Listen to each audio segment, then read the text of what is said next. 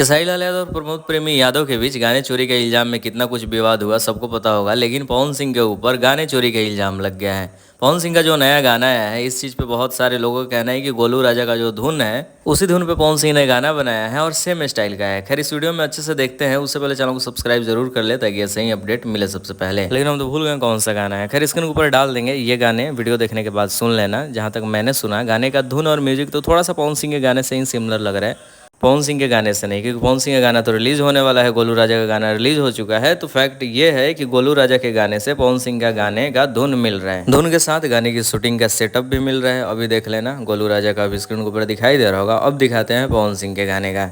Background में कुछ लोग गोलू राजा के गाने में भी थे, पवन सिंह के गाने में भी हैं। तो फाइनल बात यह है कि ऑफिशियल तरीके से गोलू राजा ने इस चीज़ पे अपना बयान नहीं दिया है, लेकिन फैंस लोग सुन रहे हैं तो कुछ मिल रहा है।